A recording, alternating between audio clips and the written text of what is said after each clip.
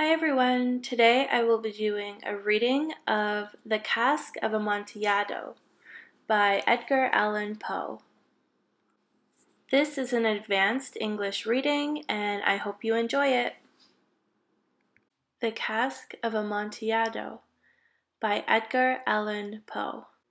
The 1,000 injuries of Fortunato I had borne as I best could, but when he ventured upon insult, I vowed revenge. You, who so well know the nature of my soul, will not suppose, however, that gave utterance to a threat. At length I would be avenged. This was a point definitely settled, but the very definitiveness with which it was resolved precluded the idea of risk. I must not only punish, but punish with impunity. A wrong is unredressed when retribution overtakes its redresser. It is equally unredressed when the avenger fails to make himself felt as such to him who has done the wrong. It must be understood that neither by word nor deed had I given Fortunato cause to doubt my goodwill. I continued, as was my inn to smile in his face, and he did not perceive that my to smile now was at the thought of his immolation. He had a weak point, this Fortunato, although in other regards he was a man to be respected and even feared. He prided himself on his connoisseurship in wine. Few Italians have the true virtuoso spirit. For the most part, their enthusiasm is adopted to suit the time and opportunity, to practice imposture upon the British and the Austrian millionaires. In painting and gemmery, Fortunato, like his countrymen, was a quack, but in the matter of old wines he was sincere. In this respect I did not differ from him materially. I was skillful in the Italian vintages myself, and bought largely whenever I could. It was about dusk one evening during the supreme madness of the Carnival season that I encountered my friend. He accosted me with excessive warmth, for he had been drinking much. The man wore motley.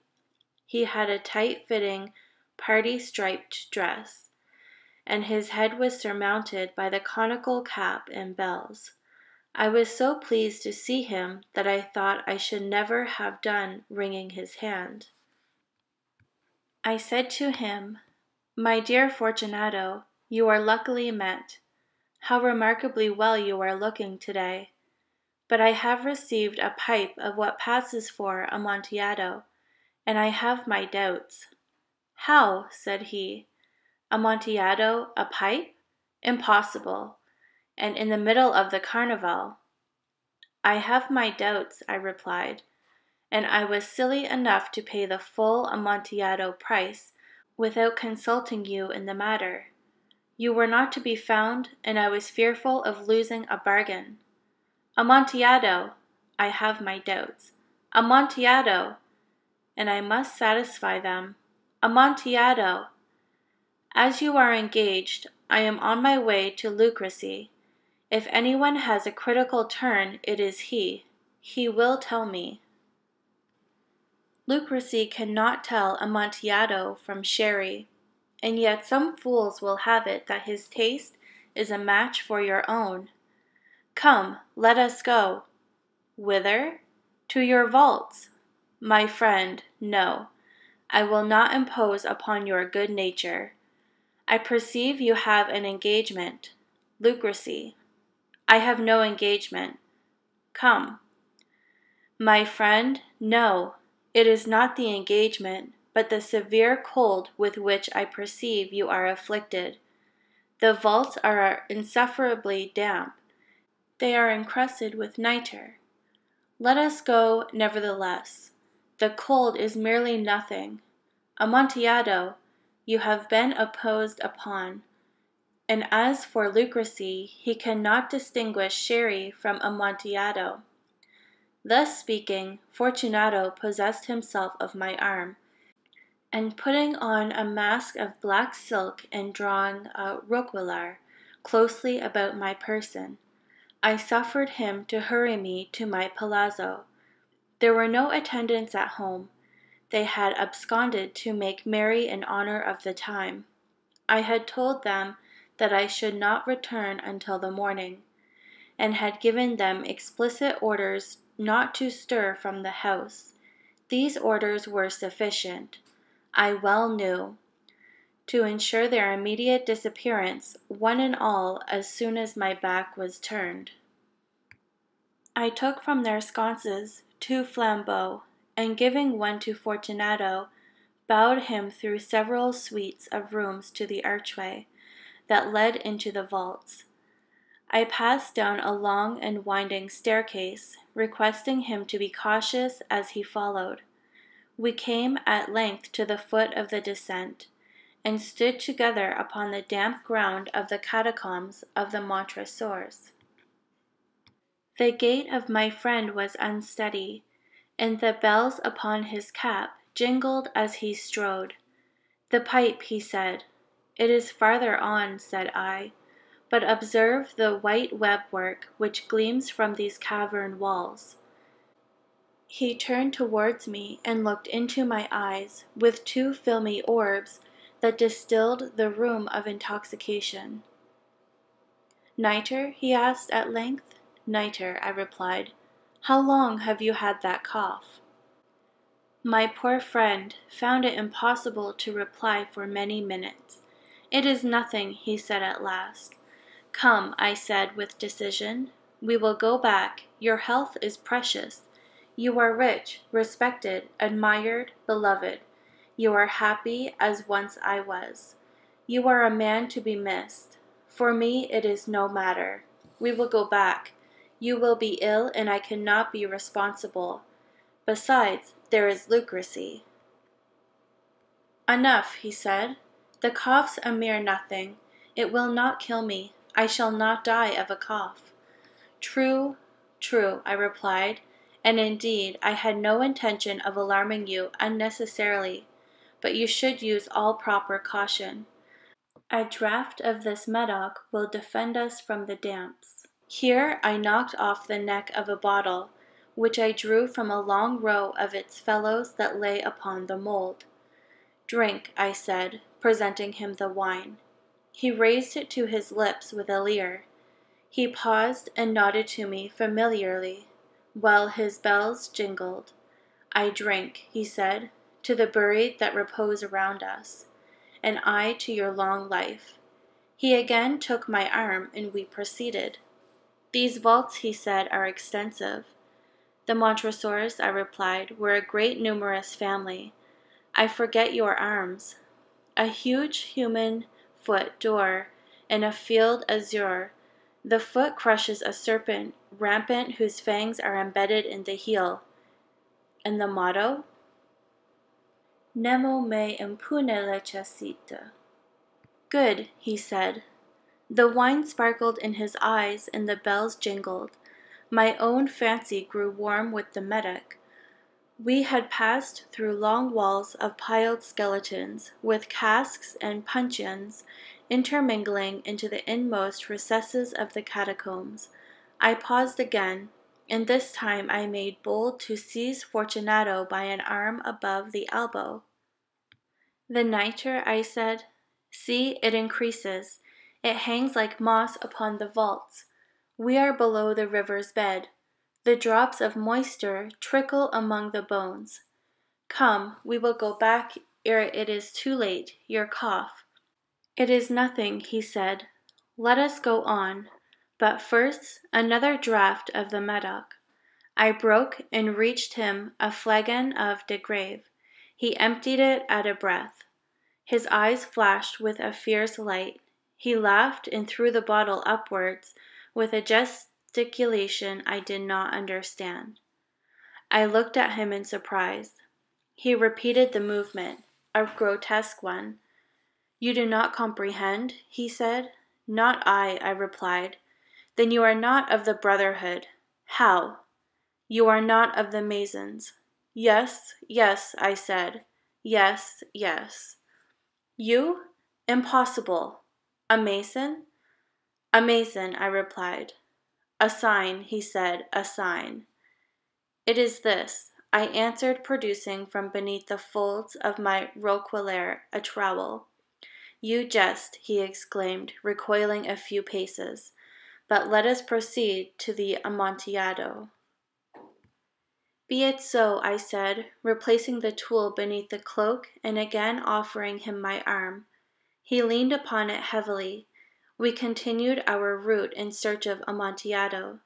We passed through a range of low arches, descended, passed on, and descending again.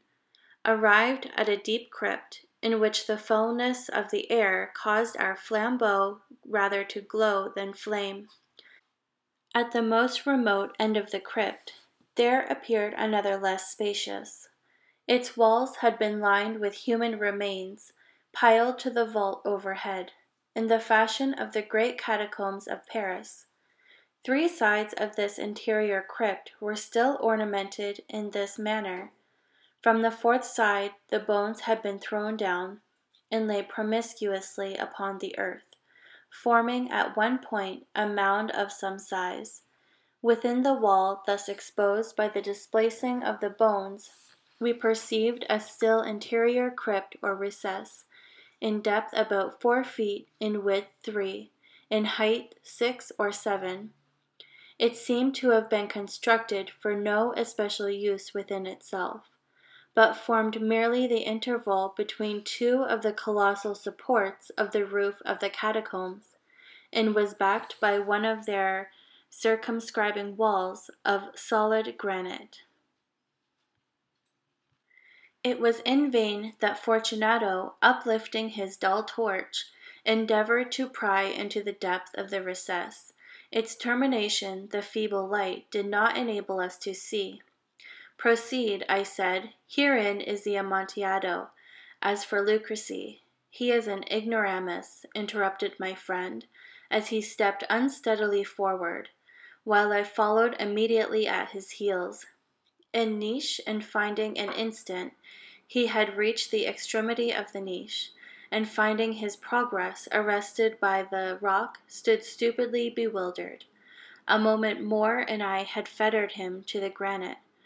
In its surface were 2 iron staples, distant from each other about 2 feet horizontally. From one of these deepened a short chain, from the other a padlock, throwing the links about his waist. It was but the work of a few seconds to secure it. He was too much astounded to resist. Withdrawing the key, I stepped back from the recess. Pass your hand, I said, over the wall. You cannot help feeling the nitre. Indeed, it is very damp. Once more let me implore you to return. No? Then I must positively leave you. But I must first render you the little attentions in my power. The Amontillado! Ejaculated my friend, not yet recovered from his astonishment. True, I replied, the Amontillado. As I said these words, I busied myself among the pile of bones of which I have before spoken. Throwing them aside, I soon uncovered a quantity of building stone and mortar. With these materials and the aid of my trowel, I began vigorously to wall up the entrance of the niche. I had scarcely laid the first tier of the masonry when I discovered that the intoxication of Fortunato had in a great measure worn off. The earliest indication I had of this was a low moaning cry from the depth of the recess. It was not the cry of a drunken man. There was then a long and obstinate silence. I laid the 2nd tier, and the 3rd and the 4th, and then I heard the furious vibrations of the chain. The noise lasted for several minutes, during which, that I might hearken to it with more satisfaction, I ceased my labors and sat down upon the bones. When at last the clanking subsided, I resumed the trowel and finished without interruption. the fifth, the sixth, and the seventh tier. The wall was now nearly upon with my breast. I again paused, and holding the flambeau over the mason work, threw a few feeble rays upon the figure within. A succession of loud and shrill screams, bursting suddenly from the throat of the chained form, seemed to thrust me violently back. For a brief moment I hesitated, I trembled. Unsheathing my rapier, I began to grope with it about the recess, but the thought of an instant reassured me. I placed my hand upon the solid fabric of the catacombs and felt satisfied. I reapproached the wall. I replied to the yells of him who clamored. I re-echoed, I aided, I surpassed them in volume and in strength. I did this, and the clamorer grew still. It was now midnight, and my task was drawing to a close. I had completed the 8th, the 9th, and the 10th tier. I had finished a portion of the last and the 11th. There remained a single stone to be fitted and plastered in. I struggled with its weight. I placed it partially in its destined position. But now there came from out the niche a low laugh that erected the hairs upon my head. It was succeeded by a sad voice, which I had difficulty in recognizing as the noble of Fortunato. The voice said, "Ha, ha, ha! He, he, he! A very good joke, indeed, an excellent jest. We will have many a rich laugh about it at the palazzo. He, he, he! Over wine! He, he, he! The Amontillado," I said. "He, he, he! He, he, he! Yes, the Amontillado. But is it not getting late? Will not they be waiting us at the palazzo? The Lady Fortunato and the rest? Let us be gone." "Yes," I said, "let us be gone." "For the love of God, Montresor." "Yes," I said, "for the love of God." But to these words I hearkened in vain for a reply. I grew impatient. I called aloud, "Fortunato!" No answer. I called again, "Fortunato!" The answer still. I thrust a torch through the remaining aperture and let it fall within. There came forth in return only a jingling of the bells. My heart grew sick. It was the dampness of the catacombs that made it so. I hastened to make an end of my labor. I forced the last stone into its position. I plastered it up. Against the new masonry I re-erected the old rampart of bones. For the half of a century no mortal has disturbed them. In pace requiescat. The end. Thank you for listening to me read this short story by Edgar Allan Poe. And if you enjoyed it, I hope you subscribe, and thank you. Bye-bye.